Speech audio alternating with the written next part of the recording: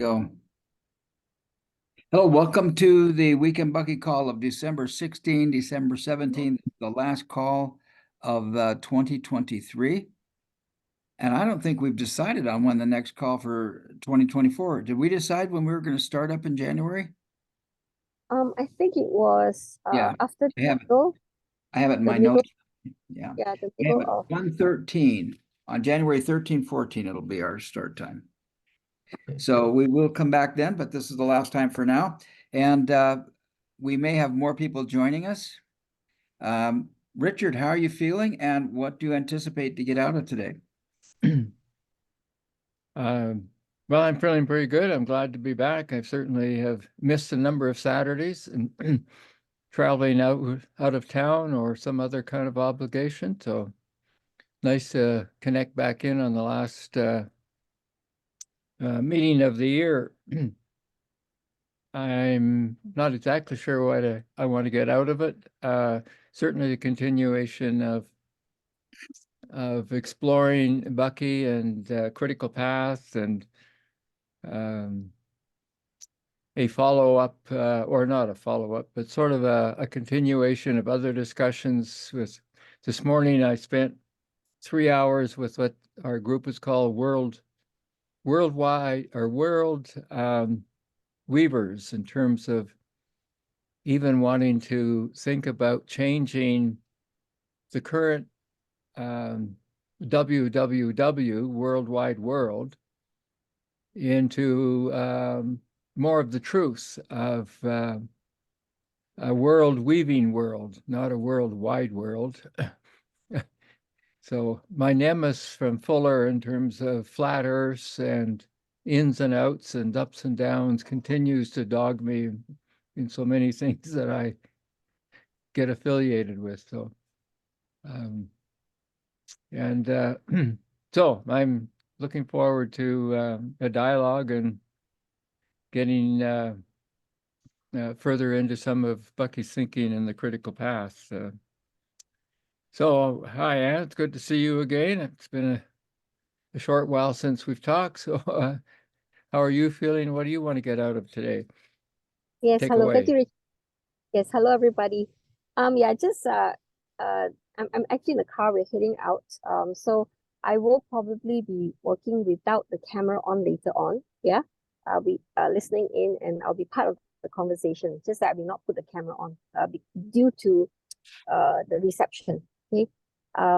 We're actually meeting up with a friend whose kid is in our school, and the boy does have some learning issues, and so we're working out how to help the boy manage himself in the school.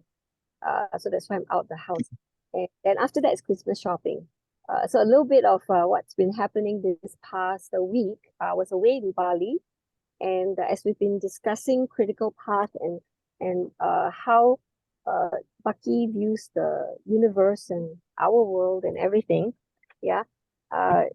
Then this so okay, just give me a minute. Keep. I'm in a meeting.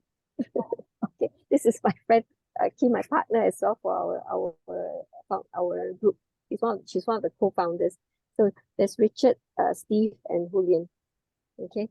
So anyway, I was away. Actually, Kim was with me in Bali. We are opening a school now, in Bali, and it's our biosphere school. And you'll be very happy to know that everything that we've been talking about through Bucky's philosophies and all that. And so what's going to drive it is actually not just nature, but the spirit of Bali itself. That's where we are going towards. And not only that, the whole idea of being regenerative. What I really like is his definition of pollution, and that nature has no pollution. We're going to lead that over there, and in my school as well. And our definition of it is that what if it is something that nobody has figured out a use for yet, which is, I love it when he calls it leftovers. Yeah. And I want to explore more of that as we move forward in Critical Path, because I know I'm going to be able to draw more things from there. Okay. So Julian, how do you feel and what do you expect to take away today? Okay, thank you. Well, I'm feeling happy today to rejoin this space and sharing these thoughts around bookies with you guys, all of the learnings. Like I feel grateful for being able to pull this space for this. I expect that I'm not going to be able to hang until the end of the call. I think I can do like 30 more minutes here, and I expect to take from this something that maybe I can put into practice right now or during my holidays. That's my expectations for this. Let's Cool. see if I find something out of this conversation to put into practice. That's how I feel. That's what I expect. So, Steve, what how do you feel, and what do you want to get out of this call? Well, I've been 4.5 hours away from my house all day long. I got a few messages I haven't gone through yet because of that. I was down in Las Vegas I was down in St. George, which is as far south as you can go in Utah without going into Nevada. My brother drove up and we spent the day together. And then I drove for 4.5 hours to get here, and I haven't done much of anything else. So I'm going to get to my messages a little bit later. And I'm looking forward to that. Listen, I'm really glad to have you Don't guys worry, here. take your time. You betcha. And Julian, as long as you can stay. We're going to be reading. We're starting. It's kind of weird because here we are, the last day of the year, and we're starting on chapter chapter 7, which is Critical Path Part 1, which is part of the Part 3 of the book.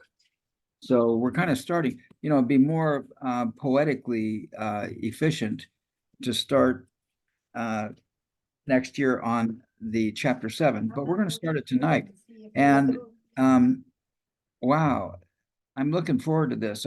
He's one of the things that Bucky does is he puts all these timelines together of these different resource developments and talks about how, as those resources were developing, they're changing the world that we live in, and how most of the people are asleep.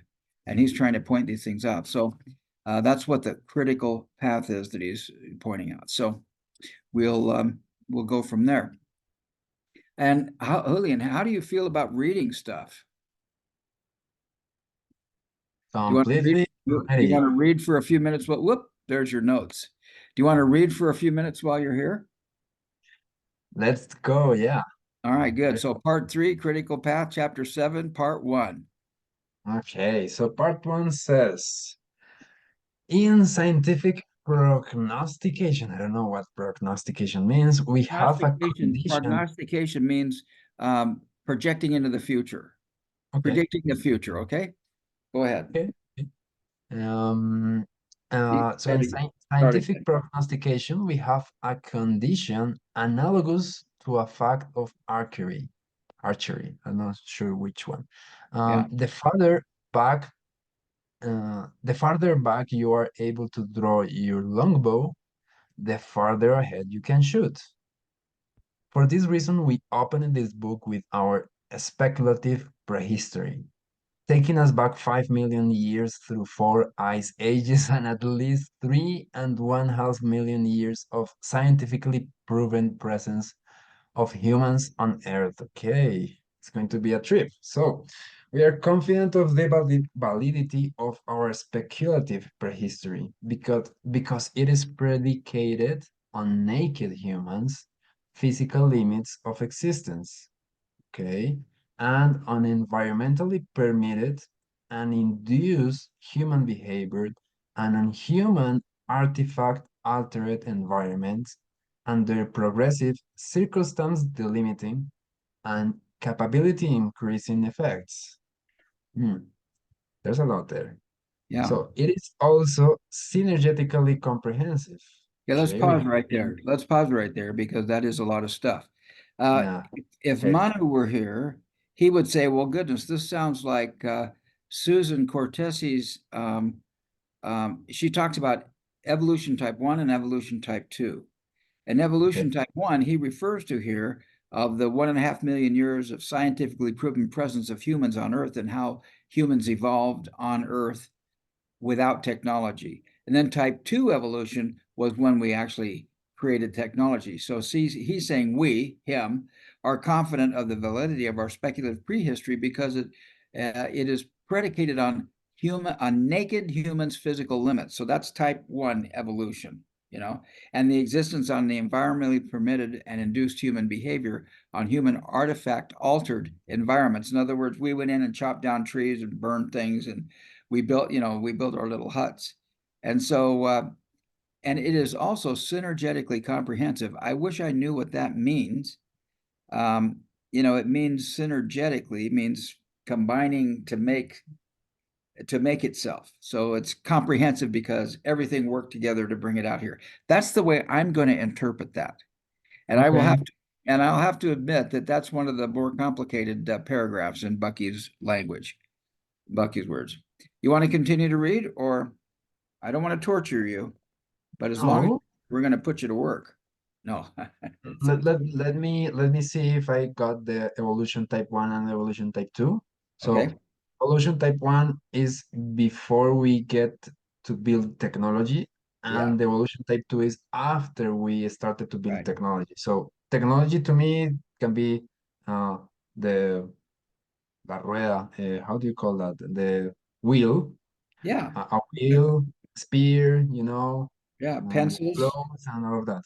Yeah, and the printing press. We start with spears and start with wheels and spears, but then we start to progress. The technology was created. Okay, good, And I hope good. I have type 1 and type 2 down. I wish Susan were here to verify. If I have it wrong, I'll let you know. Okay, no. So far so good. Okay, so should I continue? Yeah, if you'd like to. Okay. In reviewing the full range of humans' presence on Earth, we discovered two main evolutionary trendings. Okay, the first one, Well, class. here it is, class 2. Go ahead. Okay, yeah, yeah, you're a predictor here. Okay, Wow. class 2 evolutionary trendings are all those events that seem to be resultant upon human initiative taking or political reforms that adjust to the changes wrought by the progressive introduction of environmental terrain artifacts. Yeah, Okay, so technology can be these environmental terrain artifacts, right? yeah, All the class 2 evolutionary events tend to flatter human ego or ego and go. persuade humanity to deceive itself by taking credit for favorable changes in circumstances while blaming other humans or acts of God for unfavorable changes. Unfavorable changes, okay. Yeah, It therefore assumes that humanity is running the universe, wherefore, if its power structure leaders decide that it is valid to cash in all of nature's available riches, to further enrich the present rich, or to protect them militarily from attacks by their assumed enemies, all at the cost of terminating human presence on planet Earth. That is power structure leaders' divine privilege. okay, so he's being very sarcastic here. The idea of divine privilege, this started, we've talked about this before, but it just started with the divine right of kings. When the Europeans started conquering, started to colonize the world, right? This left over the divine right of kings. Somehow the kings had gotten the authority to run the universe. And then when the Western civilization started to expand, this divine right actually mutated. In America, we called it the manifest destiny.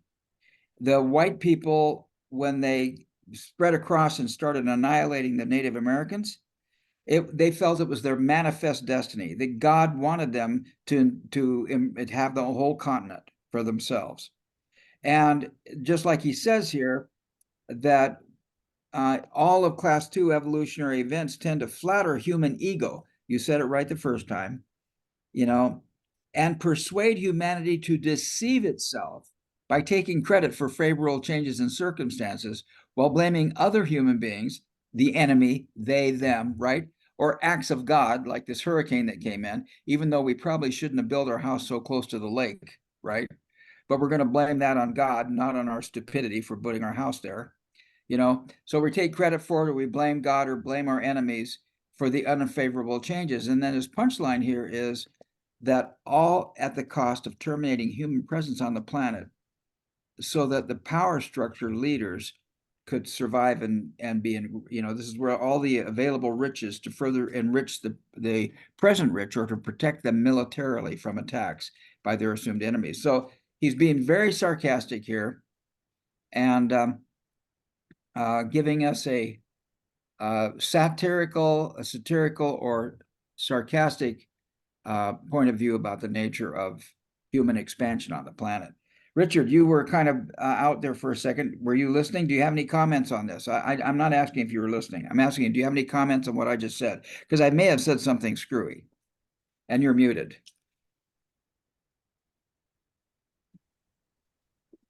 Yeah, well, I mean, that last part really struck me in terms of if he was being sort of satirical, he was right on. Yeah. I mean, that particular paragraph should be sent to Yeah. all the political leaders around the world, especially those in Israel and Gaza and Russia and Ukraine and United States, and Yeah. and to, you know, if we want to have a ceasefire when conflicts get out of hand, it'd be like ceasefire, and they're all going to have to sit in a room just like we are right now and read that paragraph over and over again, just like the school days. The teacher is going to say, I'm going to make you write, you know, 1,000 lines about something. And I think we should have the rest of the world's leaders read that paragraph 1,000 times, or until they sort of wake up and get it. Yeah. And then they can decide whether or not they should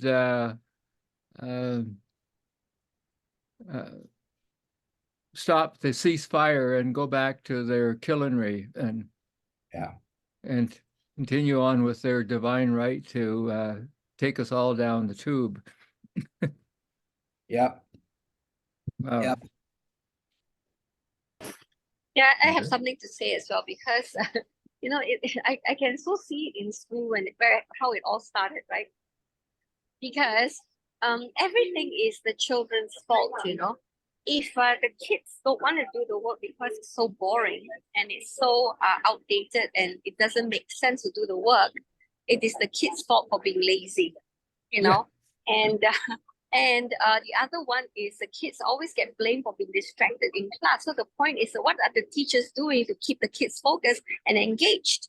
You know, so in Asia, it's always the kids' fault. They get punished for it, for everything that actually should be on educators' responsibility. You know, and it's not just God. I mean, it's not just the kings, right? It's in school, the teachers, and they come back and the parents are like, the teacher just said that my kid's easily distracted and fidgety.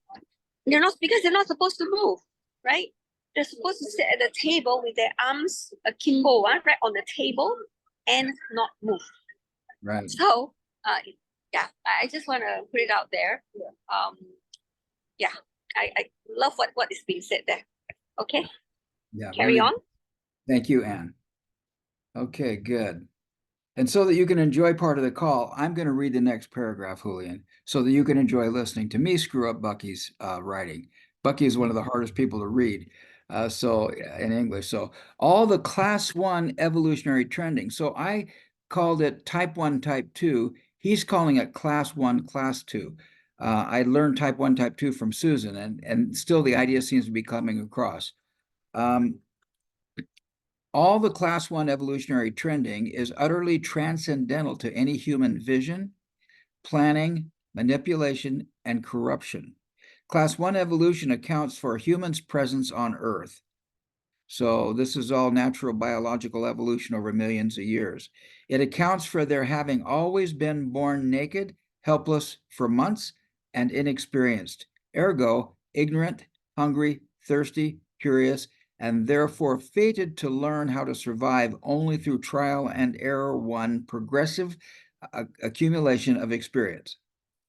Class 1 evolution accounted for humanity's all unexpected invention of verbal, oral sound communication. Was it unexpected?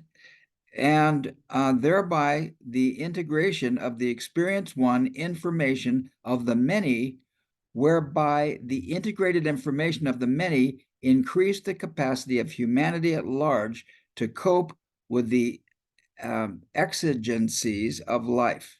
In other words, our grandparents could tell us how to avoid that nasty plant or stutch. Because we accumulated this knowledge, and so now we have culture. In class 1 evolution, that led, after the progressive integration of the total experience one information, to the unpredicted invention of writing and visual communication, by means of which the dead could speak to the living, and within which total information, total written information, history, human mind, from time to time discovered repetitive patterns, which in turn sometimes led to the discovery of generalized scientific principles. So first oral tradition happened, and then written tradition started to happen. Class 1 evolution had human fathers and mothers for multi-millions of years serving as the memory bank authority that showed children what they could safely eat and how to communicate. The parents told the children what they could or could not do to get along with the system in which they were born. This is exactly what Anne was talking about. You have to sit at your chair and fold your arms. The parents told the children what they should or should not believe. To history's children, the parents were the authority. The myriad esoteric, illiterate ways in which the parents communicated to their children were parroted by the children. Thus, were esoteric dialects proliferated until their many progressive deviations multiplied the many initially different world languages. So it was class 1. Anybody want to comment on that? Okay. It was class 1 evolution that in the mid-1920s disclosed to the world's children, to their parents, to the world's children and their parents, that the voice coming over the radio had more up-to-the-minute information regarding many more subjects than had the parents. The parents did not tell the children that the radio people had more authoritative information. It was self-evident to the children, who witnessed their parents running next door to the neighbors to tell them what the radio people had just told them. Any comments or questions? The people who selected as broadcasters, the people who were selected as what? Now continue. I think it's on the same topic. Yeah, the people who were selected as broadcasters by the radio stations were selected for the commonality of their diction in contradistinction to the millions of esoteric jargons in which the parents had communicated. The radio people were also picked for their size and richness of their vocabularies and the facility with which they drew upon such conventional vocabularies. I was program director for a radio station. I used to get tapes in all the time with people doing what we called air checks.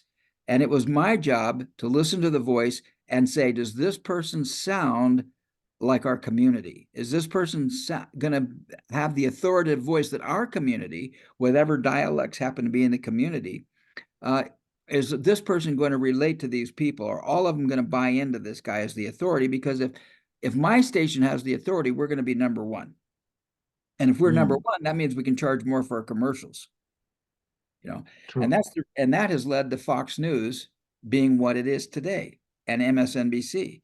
They become little echo chambers. Richard, you're enjoying your thing, and I'm continuing to read. Any comments or questions? Yes, I have one comment. Chris, can you scroll a bit up, please, to remember the things that you read? The first thing I notice here is that he jumps from pre-evolution to 920s. Yeah, right. But um, I think that he's saying something that we assumed was obvious, that our parents don't know everything there's to know. Right. And we as children discover that at certain point, you know? Right. And and to me, that is important because it speaks to me about independence, you know, like there's a Yeah. moment in which a child stops asking questions to their parents and starts asking questions to himself that he can answer with a teacher, with a friend, with a book, with a whatever Right. he gets to reach. So so to me that authority figure diminishes Yeah. at certain point in our lives. And I am believing that, so that's the first thing. So the first thing, independence. The second contribution I would like to share here, or the second thought, maybe it contributes something. Second thought is, imagine I was able to imagine communication before language that we're using today was invented. So it was something transmitted with a different language, a different way that we don't know. And if those people in that time were not able to imagine what was going to happen 100 or 1,000 years after with communication, I am thinking today, what are we not imagining of how communication in 100 years or 1,000 years is going to evolve? You Yeah. know, that's the second one thing. Beautiful. Okay, good. It's so fun because I was actually a member of the Utah, I was a member of the National Association of Broadcasters, and actively participated in the Utah leadership. Um, Mm. and that's quite exciting. So, because it was self-evident to the children that the radio people were greater authorities than their parents, the children now emulated the diction and the vocabularies of the radio people. Mhm. Not to be belittled in their children's estimation, the parents learned the commonly accepted radio people's pronunciation of the ever enlarging conventional vocabulary. Within half a century, 2 human generations, this completely altered and improved the world's languages, except for the fact that English proliferated instead of other language. Every language holds as a beautiful key to some aspect of the human spirit, of the human experience. And Mm. English is the imperialist language. It's an imperialist language. It lacks words of compassion. It lacks words of sharing. What blows me away is I learned Mandarin Chinese, and the capital, one of the big cities in China, is Beijing. Beijing, Beijing, Beijing. And the British called it Peking. I mean, it's Ah, they lacked sensitivity to anything that was local. And they pushed it on there. And for decades it was called Peking. And now we're calling it finally Beijing, right? But we're not going Beijing, Beijing. Anyway, I'm not sure I'm saying it right in Chinese. So there we go. okay. Yeah. The speed of sound is approximately 700 miles per hour. The speed of electromagnetic radiation is 700 million miles per hour. Now that's a good correlation. Usually Ah, I hear the speed of electromagnetic radiation is 186,000 miles per second, but I like the correlation of 700 miles per hour to 700 million miles per hour. That's a cool coordination. Sound can travel only in conducting mediums. For instance, in the Earth's atmosphere, electronic radiation can travel on indefinitely through the universe. the amount of information humans can acquire visually is millionfold greater in range, speed, and meaning than in the information they acquire orally. Pictures are worth 1,000 words. The university, any comments? The university, I want to be careful of your time too, Julian. I'm sure you're watching that, so just leave when you need to leave, okay? Cool Yeah, beans. I think 5 minutes. Okay, good. Thank you. Say goodbye. I'll pause so you can say goodbye. The university, and maybe give us your takeaway. The university and well, you can give your takeaway after this paragraph. The university and college students who became the first to make the world news as dissidents in the 1965 and 1966 were born in the years TV came into the American home. The class of 66ers were the first human beings to be reared by the third parent. Wow, he's calling the media the third parent. Those TV voice and TV presence. And by the way, I was one of those. 1965, I was in a rock and roll band, and that's when my band played at a park with one of the Chicago Eight, a guy named Tom Hayden, and that was all a big stink there in the 60s. TV daily briefed them visually, ergo vividly, on the world around news regarding the world's continual aches, pains, disasters, Olympic triumphs, and Vietnamese War. I added that. Okay, so Julian, how are you feeling? What's your takeaway today? And then hope to see you soon. Thank you, Steve. I am feeling surprised. I'm feeling surprised and also curious because this is really good narrative of Buki by showing how history can be read in a different way. You know, this way of reading history, I have never seen it before. Yeah. And it's interesting, like when he called the third parent, Yeah. it surprised me, like so true. And today we can have a new parent born with ChatGPT, you know? Yeah. and and it's interesting what's going to be the future of this generation due to these new parents. Right. And right now, I think I take away also more sympathy because right now it's holiday season here. So, you know, here in Colombia, I don't know how to call this in English, novenas. There's 9 days before Christmas that you gather and read uh, aloud and sing and all of that. And I think there's a lot of misconception or that you read something just to repeat it, but you don't know really what that means. And I think this is going to allow me to step back a little bit. Okay, imagine in that era where communication was different and they're writing these things and it is useful enough to perdure to our days. So thanks to all of the people writing that down until we're reading that today.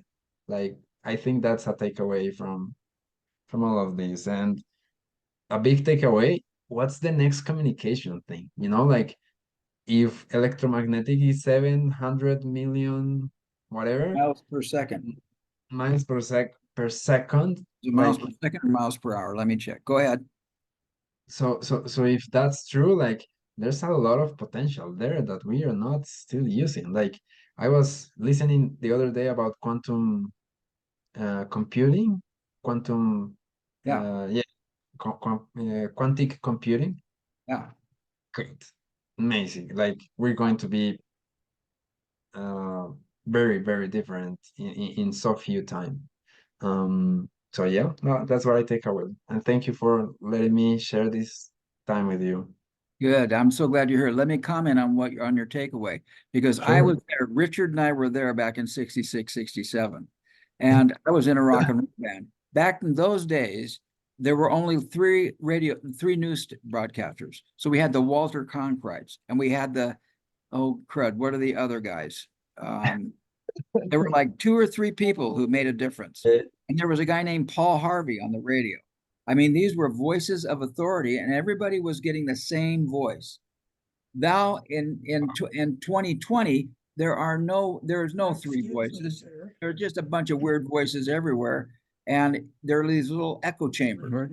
And now you brought up a really good thing, Julian, because with Where's ChatGPT, I'm watching this thing and I'm listening the how jam? chat programs are developing, and it's quite amazing. They're talking about now customizing them with certain private data.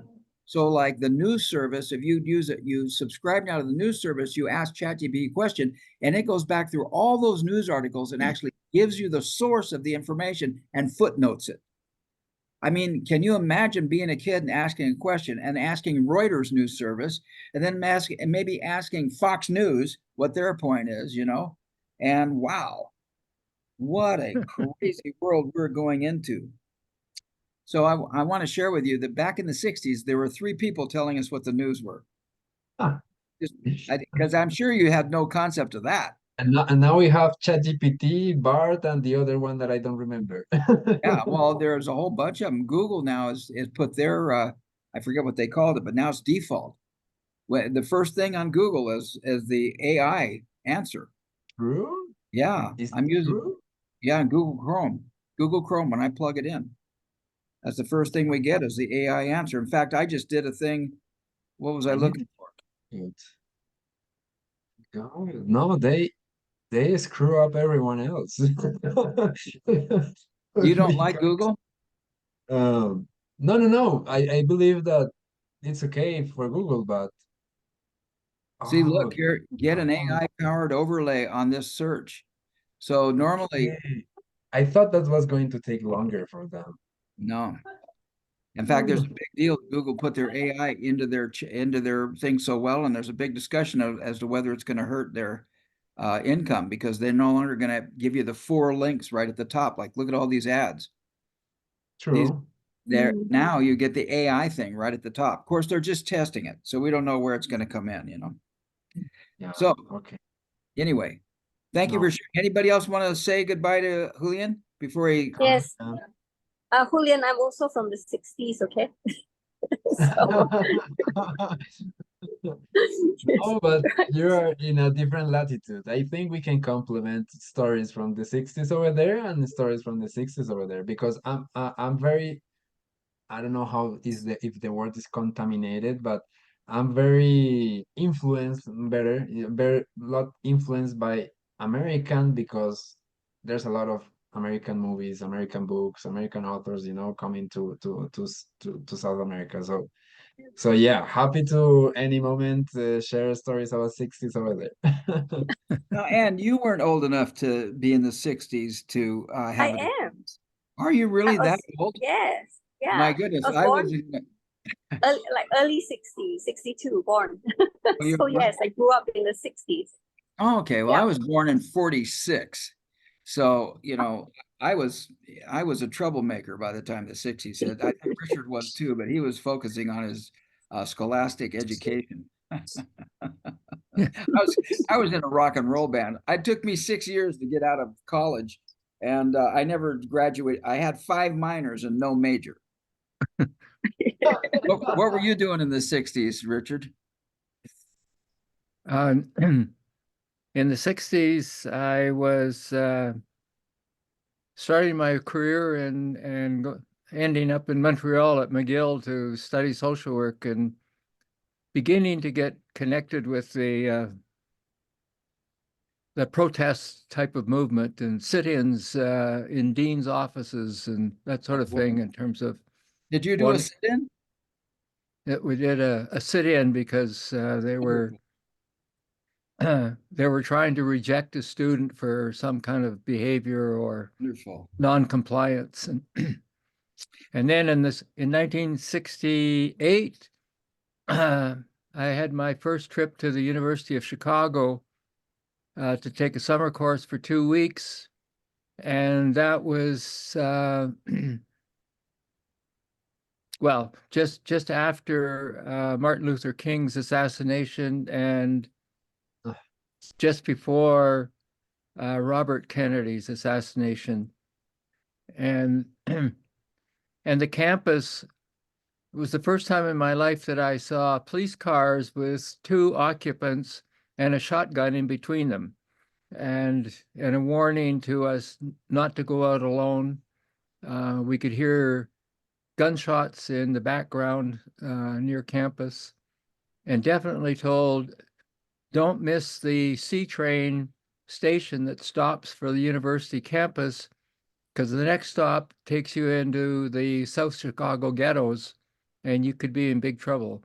Wow. And so that was kind of fascinating, because in more recent years, it's been fascinating to read about Michelle Obama's childhood and teenage life in South Chicago. And So were you And- there during the Democratic National Convention in '68? I wasn't at the convention, but I You were in was. town. No, I was before that. So I Okay. was just before it, though. Yeah. Yeah. It was big turmoil, of course. It Oh, yeah. was, It was like, this is right around the time of the Kent State, yes. where where the National Guard shot a couple of teenagers and thing. Yeah. And at this time, one of the guys in the Chicago 8 came to Provo, and we were playing in a park at the Provo. Now, I was in a church, and the police sergeant was the same member of my church. And when we announced we were going to do this Freedom Festival in the park, the Provo business people put big plywood on all their windows. They were convinced that the windows were going to be busted out. They had plywood down for 3 blocks. The cops came with their billy clubs and their big shields. They could see through their shields. And I remember I have a film of my son playing drums, because somebody at the BYU was making a film, and we have a silent movie. My son playing drums at that concert, and me playing at the concert and everything. And this sergeant from my church came over, and I had my son on my hip, my 2-year-old son on my hip. He goes, "Steve, how could you bring your kid to a thing like this?" And I said, "Paul, how could you bring your billy club to a thing like this?" This was the '60s in America. God, Yeah. Yeah. such interesting stories. Yeah. Well, No, so how inspiring. We paused to talk about it just because you're evacuating the call, and we wanted to give you a full load of historical context. no, and thank you for sharing all of this. Like, I'm thinking of, hey, what is more important right now? Like, what are the stories I would like to share, like 40 years after today, Like, hey, maybe it's not that I got a perfect grade or a perfect anything, like money or something like that. That's not the story I want to share. No, you're going to be So, telling your grandkids about you saw the first AI and you screwed around with ChatGPT 3 and 4, and by then it was no problem. It was just a little joke on the side. And you're going to and everything they're going to be doing is being run by artificial intelligence. They're going to walk yeah, into their house, and their house is going to say, "Do you want your lights turned on like you do 3 out of 5 times, or would you rather have them dark?" I mean, geez. Okay. but no, it's going to be so interesting. So Yep. thank you everyone for sharing your stories and your context. Please enjoy the rest of the call. It looks really good, what is left. So happy Sunday for you, and happy Saturday for Richard and Steve. Very Bye-bye.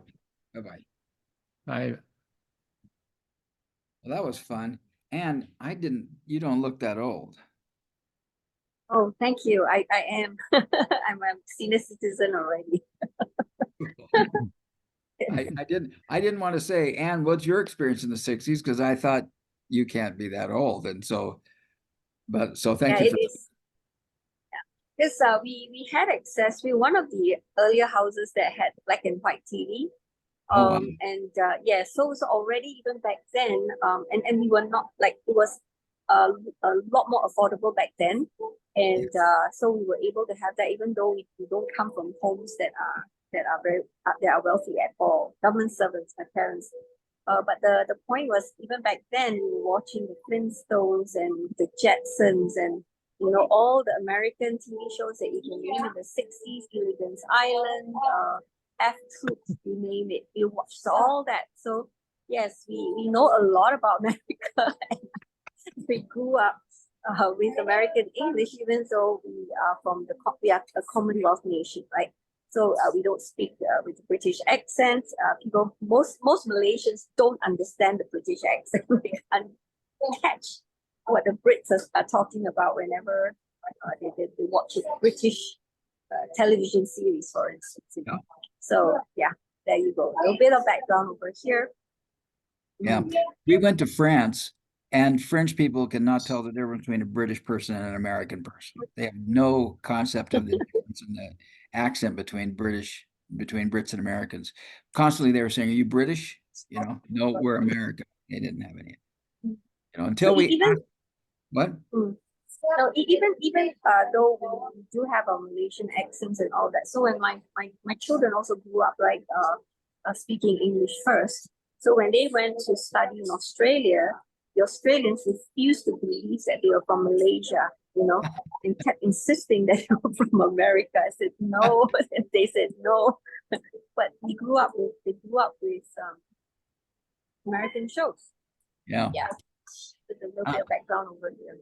I was talking to Susan, and she said that when she first met Kelly had two different kinds of plaid on and had the most strained Australian accent ever. He just sounded so Australian back in those days, and gradually developed a more, because he lived in Arizona for a while and traveled around with Kawasaki, so he got his American English down after a while. And he came from Calgary. And he came from Yes. Cal. Yes, Probably- he's Canadian. That's probably what helped him soothe his accent, because he was raised on regular English, Canadian English. Well, I was going to say North American English, Richard, is what I was going to say. Okay, really good. Yeah. All right, whoop. Okay, here we go.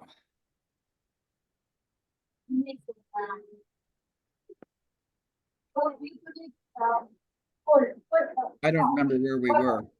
The I young this- were saying. Yeah. Yeah, The, while you're kind of getting us reconnected there, it was interesting, the reference to the third parent, Yes. because right now I'm working on a a proposed sort of paper, I think, that's dealing with ambivalence and as an essential element or component in human development. In other Wow. words, every day we're into big or little dilemmas of deciding whether we should go one way or the other. And we have designed the idea of a third choice in suicide prevention. And now I'm realizing that when ambivalence is brought into the binary, it turns it into a trinary, and it becomes a third choice for you to either mull over whether you want to go one way or the other in the binary, or in some cases just stay in the trinary, stay in the Ambivalence. the world of ambivalence, Yeah. and live your whole life that way. Yeah. And so the concept of the third something, Yeah. in this case, it was the third element to make up the trinary and to move you away from binary decision making. Wow. Beautiful.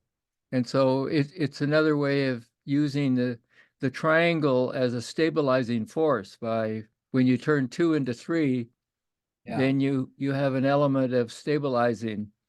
And so in the same way, when that third parent came in, it was a way of of not muting the second or the first and second parent, Yeah. but giving people an additional choice as to what was the source of accurate information or truth or whatever. Yeah. And now, as you say, we got so damn many of those radio kind of parents that none of them are worth the Yeah. the words that they spout in some respects. It's amazing how people can be satisfied with such a limited. It's great to have a point of view. It's great to create a point of view, but to like live in that bubble boggles my mind. This is the beauty of a foreign language. This is the beauty of learning a foreign language, is learning that other people look at things differently. Mm-hmm. Yeah. Like in China, in Chinese, Mandarin Chinese, there's no past tense and there's no future tense. You say something, and if it happened to be in the past, at the end of the sentence, you go ma, or you go la at the end, and it says, well, that happened a while ago. You have to understand past, present, future from the context of the conversation. And that, I think that's one, Confucianism and that's Chinese culture is so stable. And of course, then the government now is trying to make it stable, right? With their social credits and all this stuff like that, because they're trying to maintain that, I don't know, that non-commitment. I don't know, I don't know. Okay, good. And I'm sure you might have some thoughts about that too. And I'm going to start sharing. Who wants to read? I can read, or Yeah, go ahead. okay, I'm going to read. And you look like you were leaning forward, but you didn't take off your microphone, so I'll read for a time. You want to read? Okay, I'll read. I'm leaning forward because I'm using my phone, so the words are very tiny. Really? Okay, carry Yeah. on. The young were saying, I know that dad and mom love me to pieces, and I love them to pieces, but they don't know what it's all about. They come home from the office or golf links or hairdressers and sit down to beer and small talk on sitcoms. They have nothing to do with our going to Vietnam. They have nothing to do with our going to the moon. They have nothing to do with anything except earning a living and spending it on TV advertised goods. The whole world is in great trouble. My compassion is for all the people anywhere who are in trouble, since the older people don't seem to know what is going on and are too preoccupied with irrelevancies. I and my contemporaries must do our own thinking and find out what needs to be done to make our world work. He's got that in quotes. Oh, that's what the young people are saying. Okay, good. As we wrote in the opening lines of our Self-Disciplines, chapter 4, up to the time of the radio, the older people were always saying to the young, never mind what you think, listen, we're trying to teach you. With the TV making it clear to the young people that parents did not know much about anything and were not the authority, the young, responding to intuition, said to themselves, quote, I'm going to have to do my own thinking and take my own actions. Nonetheless, they were utterly unskilled, end quote. Nonetheless, they were utterly unskilled in world affairs, highly idealistic and easily exploitable. The abrupt, when I back in the 60s, when I was playing my rock and roll and we were doing part of these protests, there was a big conversation going on about conscious capitalism, compassionate capitalism. That was a big conversation. I don't know where it went, but it just disappeared. The abrupt, spontaneous historical events on the Berkeley campus of the University of California and elsewhere occasioned youth discarding forever the authority of their elders. This class of 1966 shocked the world by saying that it felt no special loyalty to its families, its university, its state, or its nation. The youth of the class of 66 were thought to be the oldsters, to be shocking, immoral, and lacking in idealism. Not so. They were as idealistic and full of compassion as any child has ever been, but their loyalty was to all humanity. See, that's what I used to think, but then things got a little bit out of hand. and things forgotten. Not so. They were loyal to all humanity. They were no longer the victims of local class or race bias. Their idealism was at first skillfully exploited by the psycho-guerrilla warfaring of the communist capitalist secret or operations. Soon the young realized that they were using their heads for punching bags and cudgel targets instead of for thinking. Many of their numbers began to listen to my lectures about solving problems by appropriate technology instead of by physical struggling or political revolution. Informed by me, they began to say mankind can do anything it wants. Why don't our officials and families stop talking about their local biases and wasting wealth on warring, all because they assume that war is necessary, simply because there does not seem to be enough to take care of even 1/2 of humanity's needs. Now, this is interesting because they were no longer victims of the class and warring. This is where I was talking about compassionate capitalism. That was our conversation. I graduated from high school in '63. So I started BYU in '64, and I was there until '69, and was going through these very conversations. But then you know what? I didn't tell you this part. My band played in the park. Tom Hayden was there from the Chicago 8 and talked all about political revolution and this idea of compassionate capitalism. And then the concert was over, and I offloaded my gear out to my car. And when I went back onto the stage to check and see that everything was gone, that park was an absolute wreck. All those people came there, protested the institutions of America and how we needed to have a revolution, and left their trash in the park for somebody to pick up. That was just, it was like, what? You know, how can we have this conversation and leave trash in the park? Blew me away. Okay. The young ones ask, why not up the performances per units of invested resources and thus make enough to go around? The elders repeated, never mind what you think, so the young ones stop asking.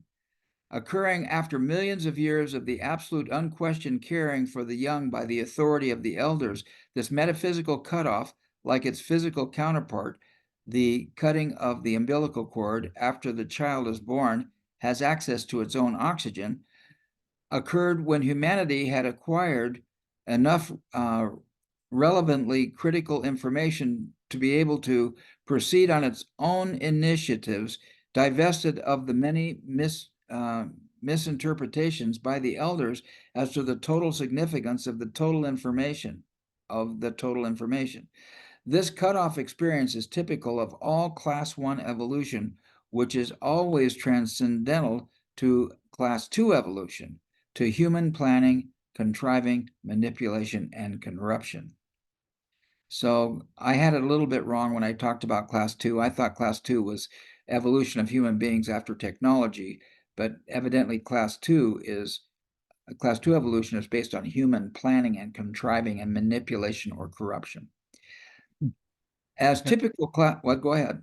Which means we're still in Class 2. Yeah. Yeah, we move from Class 1 to Class 2. As typical of Class 1 evolution are the two trends we have mentioned so many times in previous chapters. This invisible chemical, metallurgical, and electronic production of ever more efficient and satisfying effective performance with investment of ever less weight and volume of materials per unit function formed or performed, i.e. ephemeralization, accomplished within ever less increments of time, i.e. acceleration. These coordinate Class 1 evolutionary trendings, which have been manifest for 3/4 of a century, are as yet unrecognized by any world economist, heads of state, or business leaders. I'm not sure I understand that. I have to go back and see what, I think I know what Class 1 means. I'm going to cogitate on that. Though there is a popular intuition that acceleration may be in evidence, it is not officially heeded. Individuals amongst political and business leaders are often aware of changing conditions, such as that which makes suddenly available a pocket calculator or a quartz watch. They do not comprehend that these individual goodies, estimation, the parents learned that commonly accepted radio people's pronunciation of an ever-enlarging conventional vocabulary. I'm sure I read that sentence wrong. They do not comprehend that these individual goodies estimation. Hang on, we got somebody coming in here. Joe's joining us. And they do not comprehend that these individual goodies estimation. The parents learned the commonly accepted radio people's pronunciation of ever-enlarging conventional vocabulary. Within half a century, 2 human generations, these completely altered and improved the world's languages. Now, I wanted to say that I left school in '69. My first 3 years there, I thought I was going to major in political science. But what I noticed was nobody was interested in solving problems with synthesis. Everybody was like in camps. Even in 1964 and 65, they were in camps being right about this or being right about that. And nobody was interested in any synergy in working on ideas. That's why I gave up on political science. That was my first major, was political science. I thought I was going to be president of the United States. So then I went from political science to communications, philosophy, linguistics, German, music. I did those other things. So, and I noticed Yeah. how positioned people were. Go ahead, Richard. What was I going to say? Oh, the other thing about the 60s for me, in 63 to 65, when I was in McGill, we were being introduced to systems theory. And all the professors at the time were saying, you're going to have to learn all about systems theory because that's the coming thing. Right. Maybe that's a little bit like AI today. Yeah. And they also deferred to the student generation of saying, we don't know anything about systems, so you're the ones that are going to have to sort of carry the flag. But the definition of systems at that point, even though went back to von Bertalanffy and some of those people, it was simply the system as a set of interacting parts. And I got to a point, I don't know whether it was in class or maybe afterwards, but I started to ask people, well, how many parts, interacting parts, does it take to make a system? Right.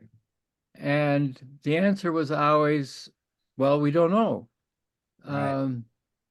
And then finally, because it was almost like a 2-year-old asking parents Right. questions after question after question, and the parent finally getting fed up and saying, the answer is because I said it's the answer. That's why.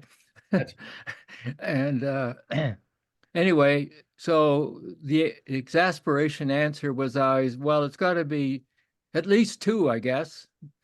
And so that's 1963, and I didn't get introduced to Fuller's work until 1975, when the first publication of Synergetics came out. And that was the first time in the in-between that somebody gave me a definite interpretation of what made up a system. And of course, Fuller was very straightforward and very definite. He just said it was 4. And once you, so that's what I liked about him. I didn't care whether he had the right answer or the wrong answer. He had an answer. And then that brought me into understanding what he meant by 4. And then we got into minimum holes, and then the tetrahedrons, and then the doors were opened. But cool. You still had a lot of difficulty in asking anybody any question about system, and for them to give anything but a Fuller answer. Yeah. Well, Um, this is also the time when computers started to take over. So there's this whole conversation about cybernetics. And I remember yes. what a cool book it was Psycho-Cybernetics, right? Because these guys, the grunge, the giants, thought for sure that computers were going to run every dadgum thing. They were going to control the whole universe with computers. And then they invented the PC. And that was the end of it. That was the end of that chapter. So So that's interesting. I wonder what the PC version of AI is going to end up being. Hmm. yeah. That takes away the authority that everybody's afraid of right now. Oh, I'm sure of it.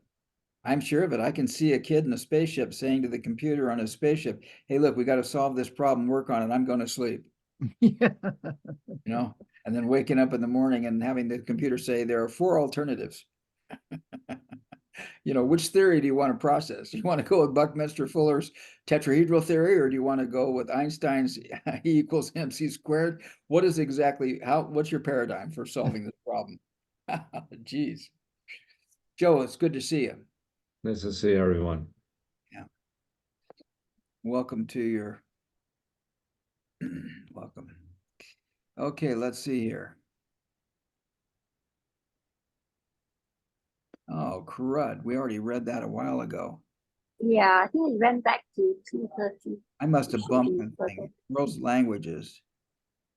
So I think the timing, the timeline there's- you felt a there's bit Mom off and about Dad. it, right?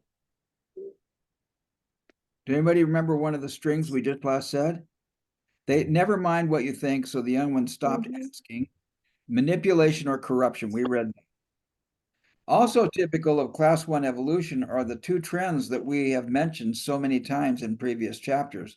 The invisible, chemical, metallurgical, and electronic production of ever more efficient and satisfying effective performance with the investment. Yeah, I already read this too. Yeah. With, Yes, Go down yes, further. further You're down, on to the next further down. page.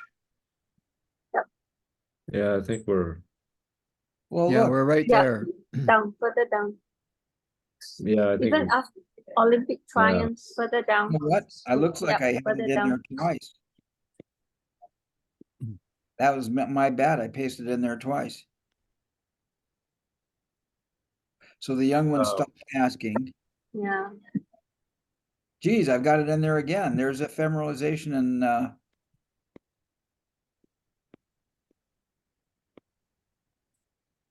okay, this is new. We haven't read the Queen Mary. early on we might have. I think it's right here. These coordinate one class evolutionary trendings which have been manifest for 3/4 of a century are yet unrecognized by any world economist. We read this part. yeah, we read that too. Yeah. Well, I don't remember reading 19. Go further down. Did we read they do not comprehend that these individual goodies are parts of the overall ephemeralization? Yes, we do. I did remember that. We didn't read about life expectancy. I don't think we read about life expectancy, did we? Yeah, we didn't. We did. Okay, then we're probably I remember going through, we've been reading for pages here, Joe.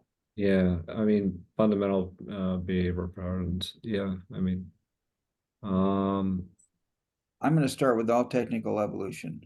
Yes. You tell me if you've heard it before. All technical evolution has a fundamental behavior pattern. First, there is a scientific discovery of generalized principle, which occurs as a subjective realization by an experimentally probing individual. Next comes objective employment of that principle in a special case invention. This is really a cool formula. Next, the invention is reduced to practice. This gives humanity an increased technical advantage over the physical environment. If successful as a tool of society, the invention is used in bigger, swifter, and everyday ways. For instance, it goes progressively from a little steel steamships to an ever bigger fleets of constantly swifter, higher-powered ocean giants. There comes a time, however, when we discover other ways of doing the same task more economically, as, for instance, when we discovered that 200-ton transoceanic jet airplane, considered an annual round-trip frequency basis, can outperform the passenger carrying capacity of the 85,000-ton Queen Mary. All the technical curves rise in tonnage. All the technical curves rise in tonnage and volumetric size to reach a giant peak, after which progressive miniaturization sets in. After that, a new and more economic art takes over and then goes through the same cycle of doing progressively more with less. First, by getting bigger and taking advantage, for instance, of the fact that doubling the length of a ship increases its wetted surface fourfold, by increases in payload and volume eightfold. Inasmuch as the cost of driving progressively bigger ships through the water at a given speed increases in direct portion to the increase in friction that of the wetted surface. The eightfolding of the payload volume gained with each fourfolding of wetted surface means twice as much profit from the same effort each time the ship's length is doubled. The principle of advantage gain through geometric size increases holds true for ships of both air and water. Eventually doubling of length of what? Okay. Eventually doubling of watch your sound over there. Eventually doubling of length of seagoing ships finally runs into trouble. For instance, an ocean liner made more than 1,000 feet long would have to span between two giant waves and would have to be doubled in size to do so. If it doubled in size once more, however, she could no longer be accommodated by the sizes of the great world canals and dry docks and harbors. At this point, the miniaturization of doing things more with less first ensues through substitution of an entirely new art. David's slingshot over Goliath's club operated from beyond reach of the giant. This overall and inexorable trending to do more with less is known sum totally as progressive ephemeralization. Ephemeralization trends towards an ultimate doing of everything with nothing at all, which is a trend in the omni-weighable physical to be mastered by the omni-weightless metaphysics of intellect. All the missile hurling arts of man and men's warring or fighting to the death have followed this same fundamental evolutionary pattern of bigger than smaller. And I don't mind in this case leaving out women. Usually it bothers me, assuming that there were not and never will be enough vital support resources to go around, we conclude that there must be repeating eventualities in wars to which side could pursue its most favorable theory of survival under fundamental inadequacies. Humanity has continually done more killing with less human effort at greater and greater distances and even at higher and higher speeds, with ever increasing accuracy. The killing went from a thrown stone to a spear to a sling to a bow and arrow to a pistol to a musket to a cannon and so on until man used the great weapons carrying battleships. Suddenly, a little 2-ton torpedo carrying airplane sank a 45-ton battleship, and then a 2,000-mile-per-hour airplane was outperformed by a 16,000-mile-per-hour atomic bomb-carrying rocket of minuscule weight in comparison to the bomb-carrying plane. And by the way, my stepdad developed the Atlas missile, and it's back here. That's behind my head right there. It's right there. The Atlas missile is right there. There will come the approximately weightless death rays operating at 700 million miles per hour. He compared 700 miles an hour to the speed of sound to 700 million miles per hour, the speed of light. Yeah, if I could just make a quick comment, I mean, at a basic level, this is actually ephemeralization being used, and this is what Utopian and Oblivion is all about. Yeah. Essentially, what type of progress do you want to make? do you want to make progress in, in weapons and in basically killing each other? Or do you want to make progress in trying to create solutions for everyone? And unfortunately, at least here in the States, we've obviously mostly kind of used the defense budget as a way of innovation and as a way of actually kind of forms of it's a form of employment. Yeah. Um, that has ramifications even psychologically. Yeah. For Americans, it becomes this idea of what the saying is, full spectrum dominance. Yeah. So I mean, it's just interesting to see how he's basically laying out clearly for us, essentially, is that what choices that we make actually have long-term ramifications, and most people in the United States aren't really even thinking about things in these terms, Yeah. unfortunately. Yeah. No, that's the thing that seems to happen so often now is that this nation to nation kind of dominance, one nation over another idea, then starts to creep into, if you want, the political system of any nation, and then you get your killenry going on between the political ideologies. And in some sense, it's kind of interesting that in the American two-party system, by and large, with the minor right now, I guess, influence of the independents, you don't have the trinary, so you're stuck with the binary. You have to go one way or the other, and it's sort of like fighting to the death. In the Canadian or British parliamentary system, at least there's a multi-party type of dynamic, even though it often boils down to two parties sort of trading back and forth in terms of their respective days in power.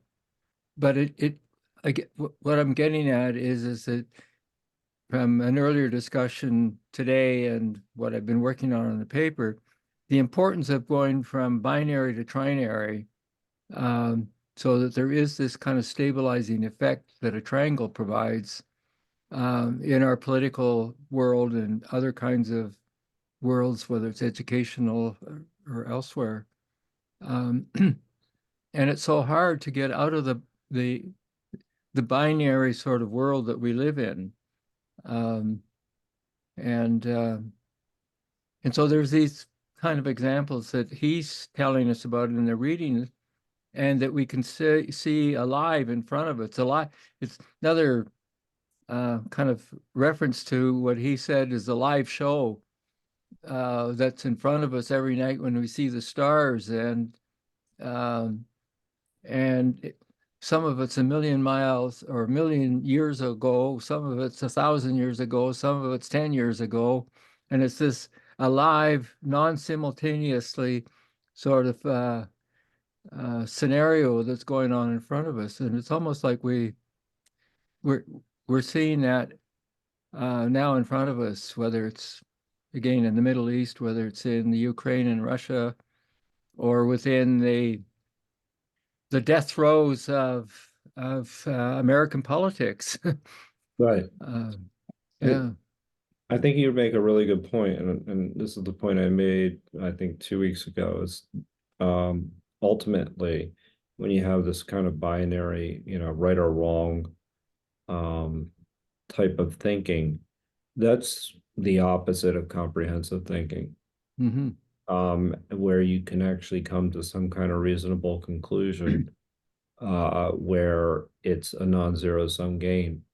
So you have these binary ways of looking at things. It's either win, lose. And American Yeah. politics is an example of that today. You know, it's either if you say one thing that steps outside of party lines, that you're all of a sudden an outcast. Mhm. And so it literally prevents you, you know, from being a comprehensive thinker, and it literally prevents the idea of a non-zero sum game. Because there has to be a winner and a loser. And Yeah. there was a book I was reading years ago, How Democracies Die, and that democracies die when one party decides to kill the other, you know, and it becomes a one-party system. And so this is the problem when dialogue breaks down, and we have an inability to actually come to any kind of reasonable conclusions. And a perfect example of that is what Fuller is saying in these paragraphs here, is that a lot of people either think you're either for defense or against defense, and they have an idea that like that defense is absolutely the only way to address the world's problems, and it really isn't. You know, there are many other ways to use resources to ensure that they you know that we're kind of addressing everyone's problems. But especially in the United States, we've become so addicted to defense that the idea that you can even close a base and maybe not even close it, but even change it, change its purpose, its strategic direction. It's not possible. And so anyway, what I think ultimately what Buckminster Fuller is getting at the heart of is a lack of comprehensive thinking, more binary approach to the world. Either you're right or I'm right and you're wrong, or you're wrong and I'm right. So anyway, whatever. And you bring up an important thing, Joe, when you talk, you guys know that Joe works. Tell him where you work, Joe, or can you tell him where you work? Yeah, Navy. I work for the Department of the Navy. So he was worked for the Navy, U.S. Department of Navy, as an independent contractor outside the military.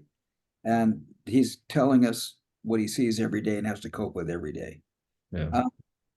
And you bring up this idea of employment. I mean, if all I'm trying to do is give my family food, then I've got to keep my job. Right. Even if it means building bombs. I mean, like my stepdad, you know, my mom married him at Northrop Aircraft. There's a long story about it. I learned a lot from my dad, my stepdad. I call him my dad. But it was interesting.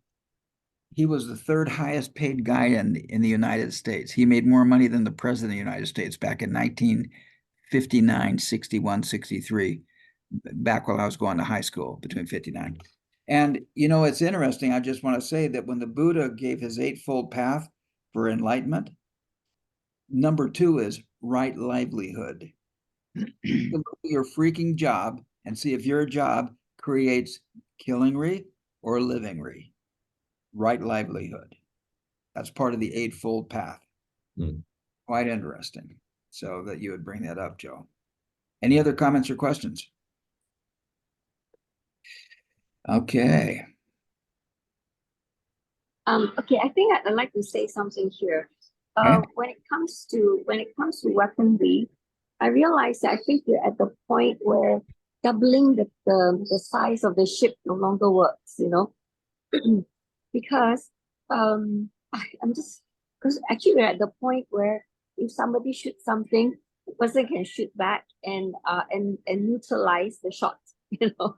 So the minute it gets to that point, there's no point using those weapons, you know. So you gotta have to change the way people have to fight, right? Yeah. Because they're gonna fight. We know that they should be focusing on liberty and all that, because people just want to fight. And but it's come a point where the weapons are like, you shoot and neutralize, you shoot and neutralize, and it's gonna be a war where it's fought by what do you call, robots and all that, and human beings are not going to be involved, right? Just like now, instead of warships, we're having unmanned vehicles, right, in the air and so on and so forth, right? So I'm just wondering what's going to come next, and I think we're at the point where doubling it's not going to work anymore. Okay, so that's just something I thought I wanted to point out, right? Yeah. Yeah.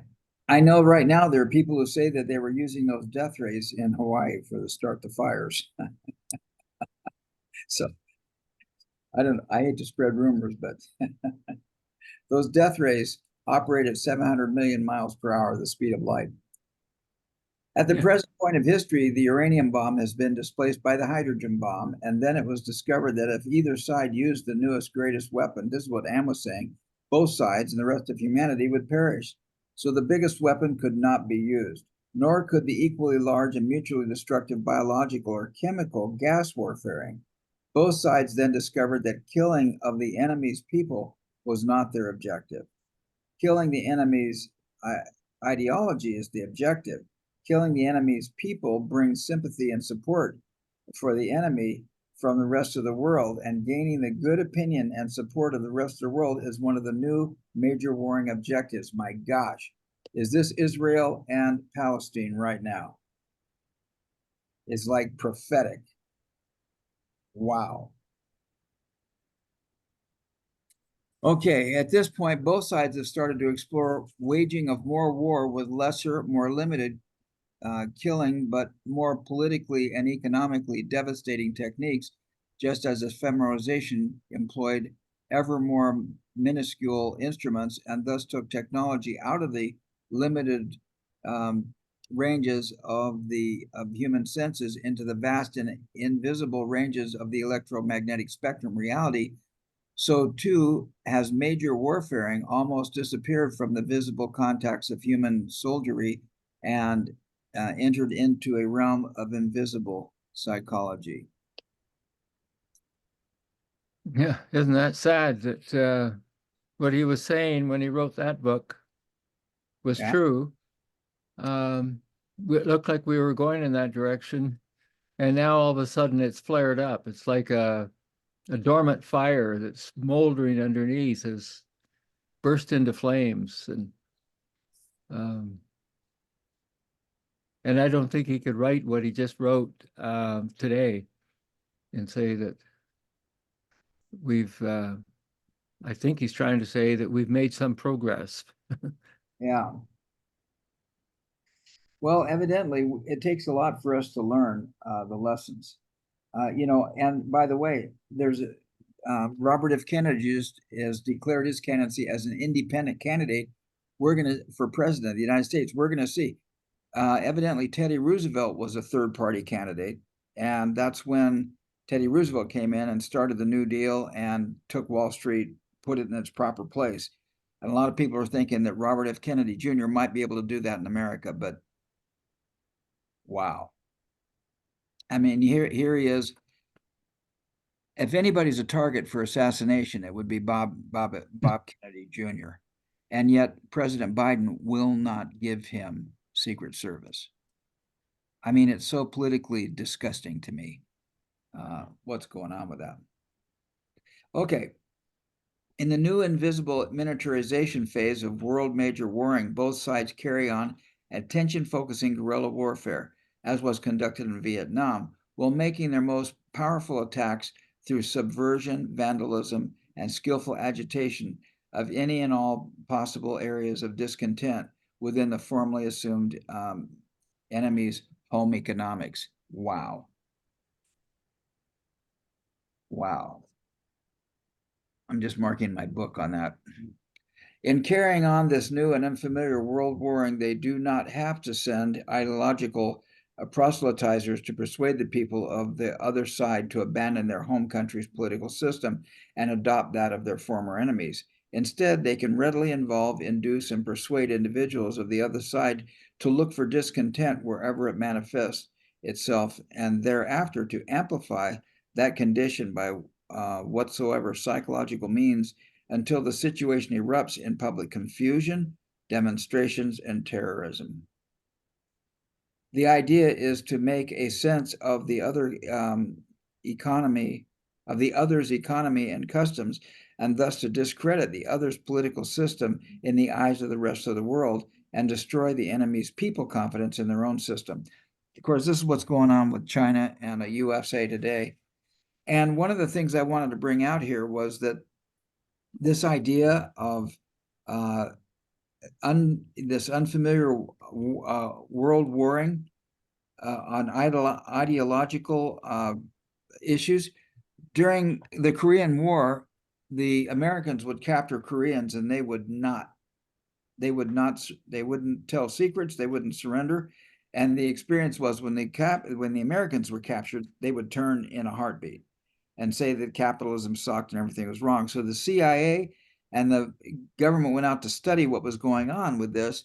And it was, this is where the technology developed from Werner Erhard and the guy who started LifeSpring. I can't remember his name, but Landmark today is based on the strategies developed from the Korean War on belief systems and why people believe what they do.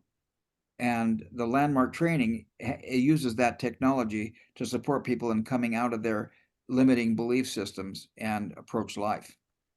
I used to teach one of those seminars. I called it Opportunities. And I still may torch that up and do that when I finish my book, because it's interesting to sit in a triad, have a conversation. And it's interesting, Richard, when the third party just listens to the interaction between the two, it's amazing what revelations occur in that third party when they're just observing the interaction between two people. And nobody sits and listens. We're not accustomed to doing that. We're engaged in defending our own thing, you know? Right. I can't remember if I read this. I think I did, right? To abandon their country's political system. This is what inspired me to talk about Landmark training. Because of the active operators are sometimes engaged on a basis of just gratifying their own personal discontent, they are often unaware that they are acting as agents, because almost everyone has at least some discontent. Well-trained conscious agent can evoke, because everyone has some discontent, a well-trained conscious agent can evoke the multiplyingly effective but unwitting agency of hundreds of other discontent promoters and joiners in ever more amplified masses. Wow, this is before Twitter. This is before Facebook.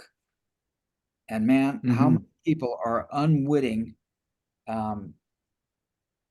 proponents, you know, magnifying points of view they have no understanding about. Wow.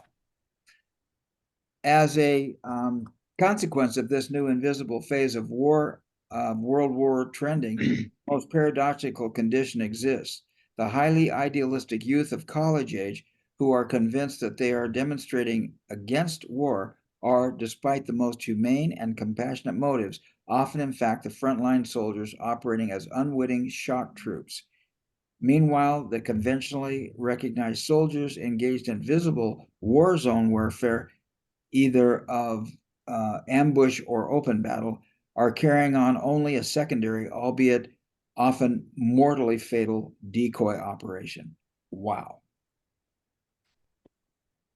Any comments or questions on that? Well, when you set up the parallel with colonization, then you end up with, I guess, the understanding that the settlers in a colonizing sort of process are the foot soldiers of the dominant culture. Yeah, exactly right. And they're sent out into the front lines as unwitting sort of participants, thinking that they are breaking soil and yeah, starting new lives and so forth. When you give away deeds to acres of ground in Kansas City and have a bunch of white people have a stampede to get to their block of ground, they don't care what Indians are there. They just got given some ground. Right.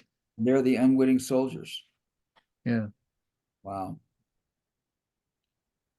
The invisible world round warring to destroy the enemy's economy wherever it is operative, above all by demonstrating its homeland weakness, says, and vulnerabilities to the rest of the world, and thus hoping to destroy the confidence of the enemy people in themselves, is far more devastating than could be a physical death ray.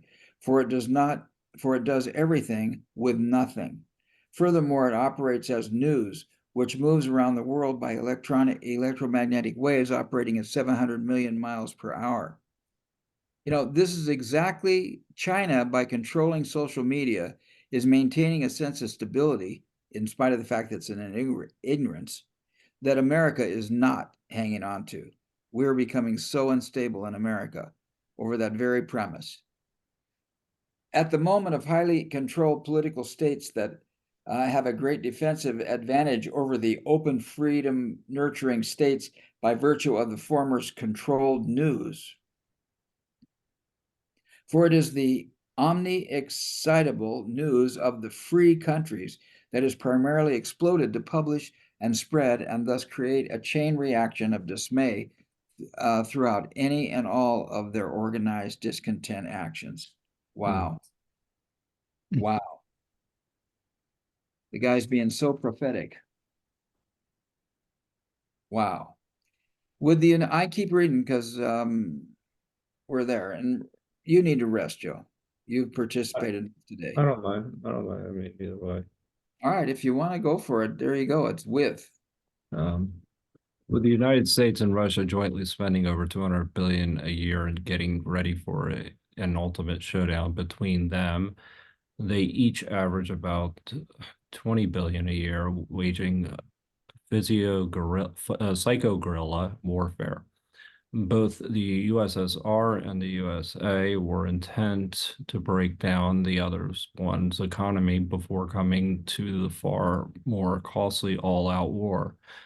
The brilliantly trained individuals in Russia who came out to train other individuals in America did so in such a manner that those trained in America had no idea what they were being excited into doing had anything to do with Russia. The American students' idealism was often brilliantly exploited by Russia to break down America's confidence in advanced education. Theretofore, Americans had such blind confidence in education that they would elect any politicians promising to provide state-financed advanced education facilities. That's actually interesting. I'd like to come back to that. What the Russian strategists knew that the presidents of the USA, universities, public or private, were sitting ducks for their psychological shooting. The university's presidents of both private and state universities were primarily involved in the politics of raising funds for their institutions. The presidents had no internal defenses because they had never had need for them. They found that neither the faculty nor the students knew much about the presidents, and that it would be very easy to attack their on-campus positions.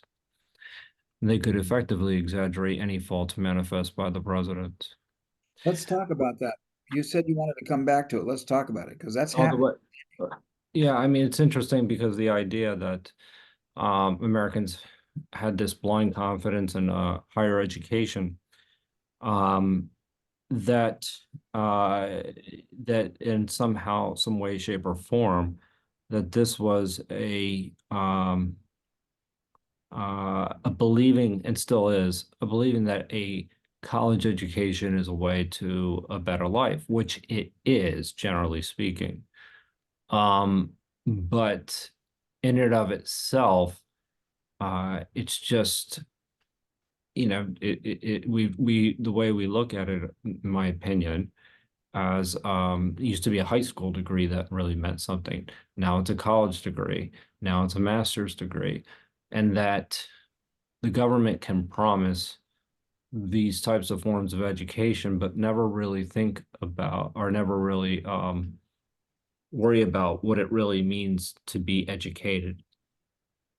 I think that's my opinion, is that often a person will go to a university for 4 years. Yes, they're better off.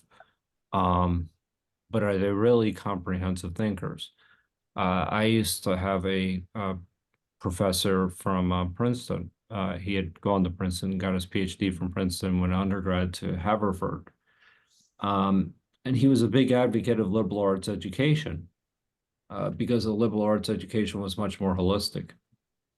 Not that necessarily it was the engineering or the business school or things along those lines were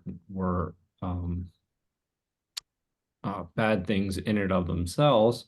However, that the idea that you're trying to ask the deep questions as to why you're doing something in the first place was kind of being lost. So I'll finance your education to go be an accountant. I'll finance your education to go be an engineer, which, you know, is fine. But if you do that blindly, then that's just a form of specialization and actually leads to the lack of comprehensivist thinking that Buckminster Fuller talks about. Well, you take that observation one step further, which was my kind of view of higher education when I was in it.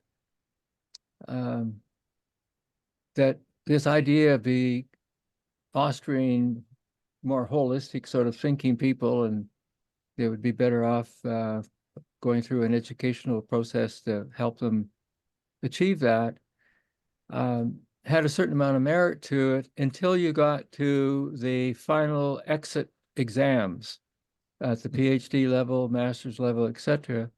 And every one of them, and I still contend today that that's probably true in almost every university in the world, that in order to get out of the university with that certificate, you have to demonstrate analytical competence. And when people like ourselves know what analysis means in terms of breaking a whole down into its constituent parts in order to add them back up and therefore understand the whole, it's the complete antithesis of holistic thinking. Right. And yet, no one is asked the question by their examining committees to make the synthetic argument as well as the analytical argument of why they did something or are working on something. So university education in that simplified sort of analysis, if you want, or evaluation, for me is non-holistic, and it's behind the times of what the university is supposed to be as a leading edge sort of educational sort of factor or factory in our society. And then to read what or hear what was just read about the presidents of the universities, this, in this case too, especially American universities, it's all about raising funds. Right. So as long as you can raise the funds, who cares what else is going on down below your system? Because that's not how you're measured as a president. You're measured in terms of whether or not you're bringing in the money from the alumni and wherever else you can get it from. Yeah, it's amazing just how powerful that culture of raising money to keep your system going is prevalent and damaging probably in the long run. That Oh, it is. It's absolutely damaging. It's more about what your endowment is actually, rather than what the mission that you're accomplishing. yeah, yeah. So it literally is the definition of making money instead of making sense. Mm-hmm. That is the definition, is how much money can you bring in versus what are you thinking? Yeah. And higher institutions are generally thought of as what you're thinking, rather that, you know, you look at these endowments and they're like, essentially they're not even many, they're hedge funds. Well, Yeah. yeah, I've always liked the Fuller's sort of thinking along the line of going from no sense to whatever sense is coming forward then is viewed as nonsense. And then it gradually may become new sense, and eventually it becomes common sense. And then the cycle starts all over again.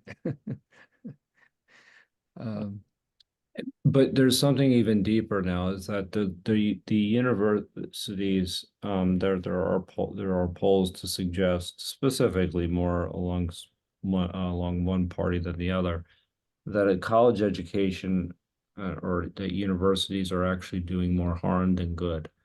Yeah. The reason they have that reputation, there's a lot of reasons. There is an anti-intellectual aspect to it, don't get me wrong. But the reason they have that is because it's more focused on the commercialization of education than education itself. And the sense that, you know, even the way, how do you get students in the door versus actually what are you teaching them? Mhm.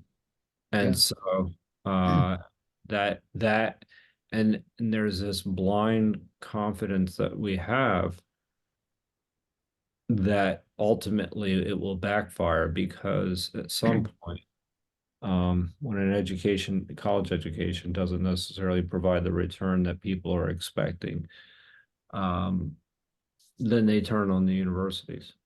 Yeah. Well, Yeah. that's the thing. You turn them out with an education degree now of some kind, and along with that, you send them out with a burden of debt to your Right. institution that is virtually impossible to get out from under. So And that for a contributes lot to of students. that's a really important point, because that contributes to the inequality gap. Hmm. What can your kids do? What can you do? You know, um eh, my sisters have been actually fortunate enough to be able to send their kids to some of the schools that they went to. But one of my sisters had to get a job at teaching at the university where she went to school. And that was the way they were able to afford sending all their kids there with, you know, with relative ease. But they never stopped, although my brother-in-law has, I shouldn't say they. My brother-in-law has stopped to ask the question, the fact that you can't afford to send your kids to the place that you went is a problem. You went to that university and now you can't afford to send your kids there. Yeah. There's something fundamentally wrong with that. In other words, it's outpacing its worth. Hmm. And they're not the only one. I work with a lot of people that actually had attended this school locally, Villanova University, which is well known, where their kids are going to other universities because they can't afford to send their kids there. That's representative of something. And what that represents is affordability. And it represents an increase in those the haves and have-nots, and the distance between those two. And as you said, you know, it's essentially becomes a situation that is in basically you're under you know, so much debt that you no longer see the value in education itself.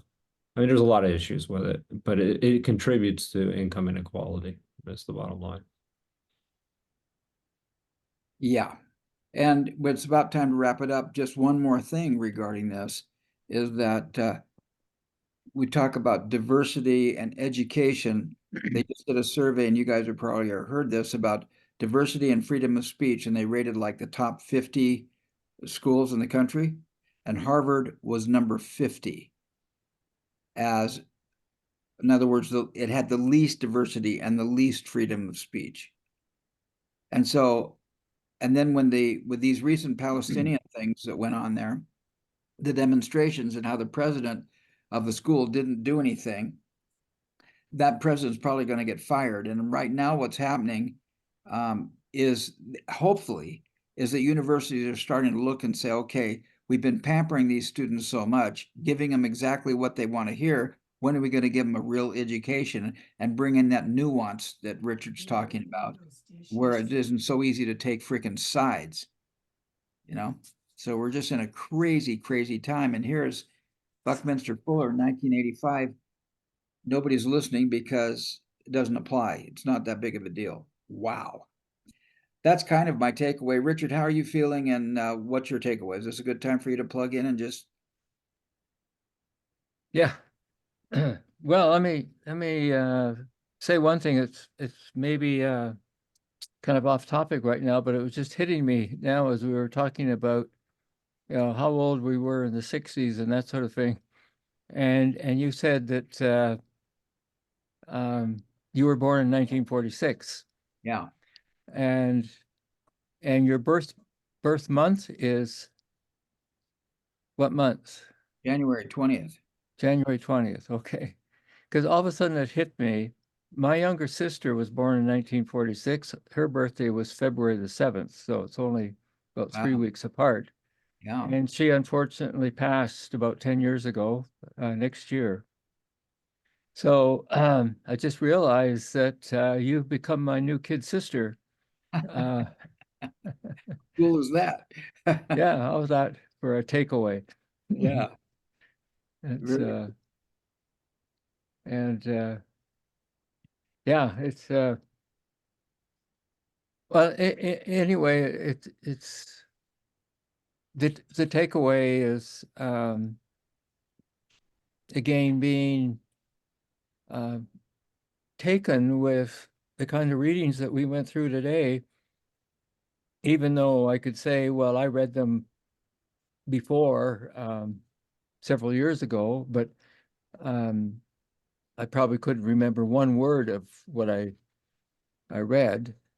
Yeah. And yet hearing it and discussing it today, this idea of the third parent, the idea of the binary and in war and conflict, and the most recent part of our discussion in terms of higher education and the um, uh, disadvantages, if you want, that flow around that in so many different ways, kind of has to be a reinforcement of the takeaway that I was also mentioning earlier, that as I got more and more into understanding Fuller and more understanding of how little of Fuller and his thinking is has ever penetrated the universities, let alone the lower grades. And then to realize that in order to get out of a university, as far as a degree is concerned, you have to demonstrate to your peers these analytical skills, which, as I said a few minutes ago, are the antithesis of the 20th century and beyond science. It's hanging on to the old Newtonian analysis of break down the machine to understand all of its parts and then put back the machine, and you now understand the whole machine. So here we are, 1.25 centuries or more beyond that particular way of understanding holism. And it's still being perpetuated by the higher education systems around the world. That's my sad but all too real takeaway from our discussion. Just reinforces Yeah, that negativity, but it also reinforces the positivity that's there in terms of the fact that we discuss these issues the way we do discuss them. So I take that away as the biggest positive of this evening and other evenings that we've had together, and Yeah. mornings. yeah. So I turn that to Joe, and what do you, how do you feel, and what are you taking away from today's discussion? Dialogue? You know, I appreciate everybody. I will say that I lost track, and it was uh, embarrassingly enough. I thought I was thinking this started at 11 o'clock tonight as opposed to 10. But anyway, so it was it's been a very long day, and a very trying day for me. Um, there was saying goodbye, um, to my father, and realizing that conversation, I'm never gonna have another conversation with him. So that it was a hard day. Um, one of the things that I thought about is during this call, specifically just now, is my father always did he did focus spending his money on education for his kids. It was a stretch to send um, three of my sisters at one time to a private university. It was really hard. It was really, really hard. And it was a great sacrifice. And to be uh it worked out. But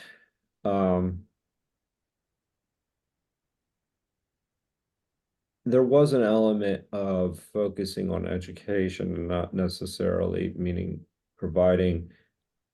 focusing on school and college, as opposed to focusing on what was being taught and why are you learning it in the first place. And so that the idea that we sometimes trust in higher education a little bit more blindly, as Buckminster Fuller put it, is a real thing. I think a lot of people often don't ask why that they're learning what they're learning in the first place. They're just going to a university for whatever reason. So that's one of my takeaways. The discrediting of of another country's political system is another. We work very hard at undermining everybody else's system, as opposed to looking at what works and what doesn't in each system. And that's a very binary way of looking at the world.